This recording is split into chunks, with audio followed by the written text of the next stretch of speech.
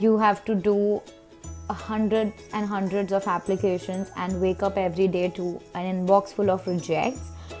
But apart from career fairs, you need to be prepared for rejections because the criteria is too low. There are some companies that would only hire citizens or people who hold a green card, so that is a filter criteria where most of us get out. But there are still a lot of companies that do sponsor, so even when the companies come for a career fair, please go in advance, 3-4 days in advance. Go and research about whether they are sponsoring or not, what kind of roles they are hiring, and what is the salary package, what does the team look like. And you need to do that pre-career fair research, no matter if it is an internship or a full-time opportunity. If you have any contacts who can refer you, any seniors, anybody to that matter, please make use of those contacts wisely. Do not do not let those referrals to go in vain. Please utilize them to the fullest and apply to those roles where you have contacts in advance. Other than that, I would say like making your resume too specific to the job description is very important. You need to, like, the resume when it goes through a screening, HR screening for the first round when you get an interview, it's not a it's not a person who is actually looking at your resume. It goes through a machine which basically matches the keywords that the job description has and what skills are you portraying on your resume. So if there is at least a 70% match between the two, only then you would be filtered for the HR screening and the first phone interview. So making that customized to the job description is very important.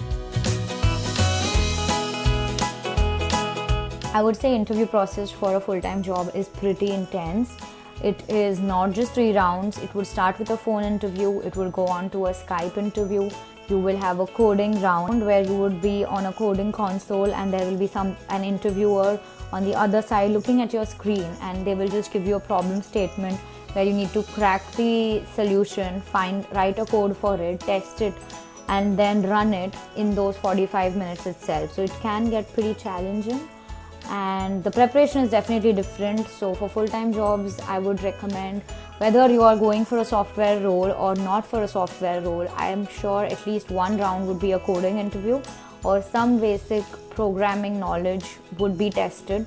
So it is better to start practicing lead code or HackerRank or challenges from HackerRank or examples from Geek for Geeks, and there are many such websites, I believe, but LeetCode is like the best one, which has a company-wise distribution of examples and questions which were asked in the past. And there are certain companies which also ask you to solve challenges on a virtual whiteboard round, and if you clear that, they call you for on-site. So I have given interviews with some companies in California where they had close to 7 to 8 rounds on site on the same day from 9 a.m. to 5 p.m.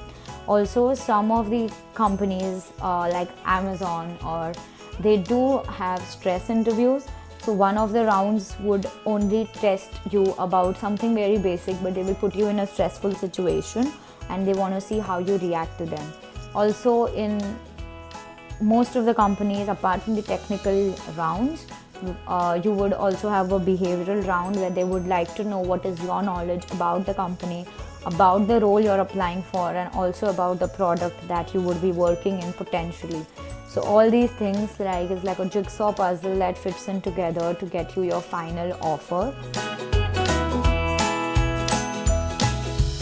If you have done your bachelor's in, say, mechanical engineering and then you worked in IT and now you are doing a master's in cybersecurity, it is going to be difficult because your experience and background is not relevant to what you're looking to work in. So prior experience does help people to get interview calls and get a job easier, but definitely that experience has to be relevant to whatever you're studying and whatever role you are looking for.